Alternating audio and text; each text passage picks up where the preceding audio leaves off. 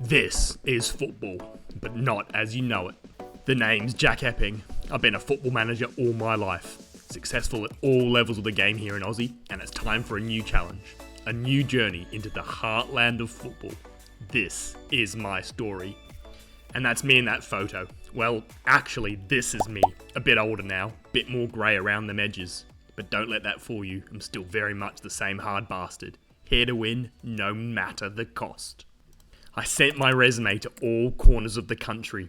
I only got one answer back. Yet I've finally done it. I've broken into the sacred ranks of the English pyramid.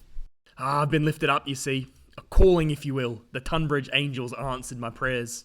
Before the ink had even dried on the contract, I got my first flight out of Sydney. A short 24 hours later, I arrived in London, exhausted, but ready to take on whatever this adventure had to give me.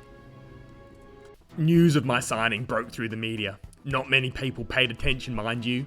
An unknown manager signing in the 6th tier of British football isn't one to get the general public's panties in a twist. Give it some time. I will bring them round to the cult of Jack. The cult of Jack shit, mind you. As soon as the plane landed, I jumped into a cab and made my way straight to the training ground. I didn't care where I left my bags, any room would do. We're here for the football, the real football, little else.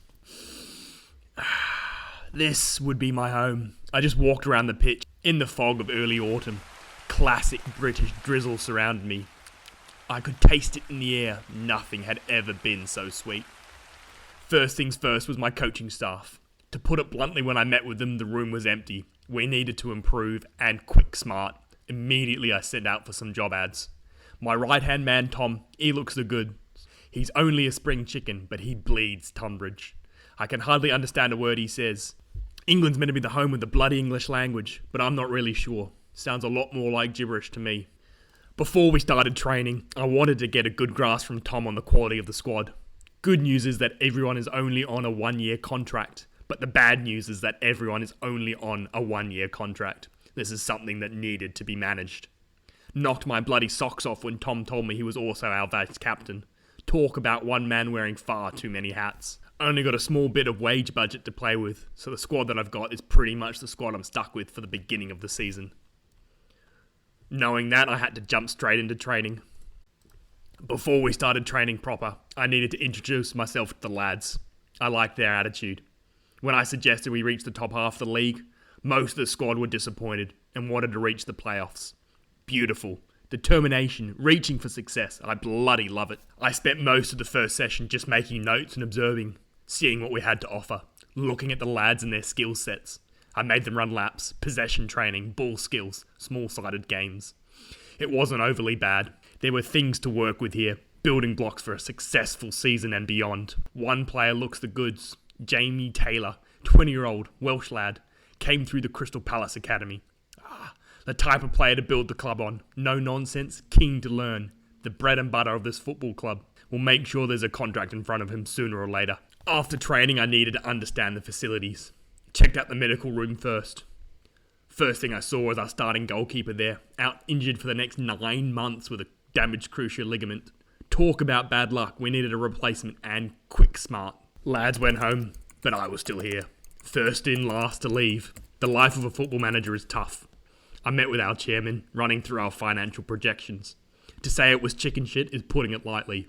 After converting that local currency into much more reasonable Aussie dollars, I started to understand the issues we faced ahead. The projections were not pretty. The walk to the pub was a difficult one. My mind was racing. I parked myself in the corner, pint to hand, home. Pub dinner, time to think with a couple of pints. The players here know one thing, British football, and I wasn't to disappoint. We're talking about a 4-4 fecking 2. Direct football, down the wings, exactly that you bloody need. I'm thinking about our squad, trying to work out our best 11. I'm not sure there's enough about us in the front line or in defence. The midfield looks okay. I went to sleep that night a couple of pints in, too many. Dreaming of a feckin' 4-4-2, direct and beautiful. Next few days were simple. In early, starting with a backroom staff meeting. With recommendations of people to hire. I met with some of them, and the ones we could afford we hired. The backroom grew nicely, but slowly. On the training field, things were going pretty damn well, but it became quickly there were a couple of leaders in the squad that I needed on my side. It was Sonny Mills and Joey Turner. Luckily, they're starters in the squad. Both have been around for an age. Sonny has played all but 1 year of his career for the club, nearing 400 caps. Club legend. I need him on my good books. Joey Turner reaching the peak of his career, nearly 170 matches and 150 goals. We needed people like him to fire quick. In between all this, I had my first proper meeting with the media.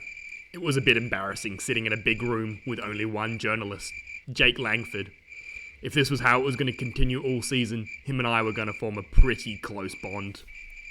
We also had our first intra-squad match. It was a pretty close game. We kept it behind closed doors.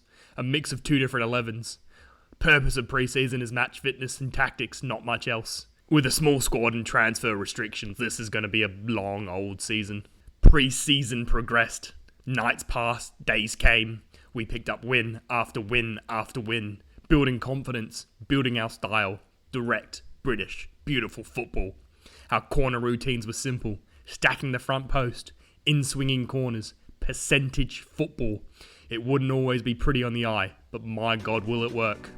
Life became routine. Wake up, training ground, pub. Pre-season friendly, rinse, repeat, again, again, again. This is my dream. I was living the beautiful game in the home of football. The season couldn't come quickly enough. Match day 1 only a few days away. But I guess that is the story for next time. Until next time, up the bloody Angels. Like and subscribe for more.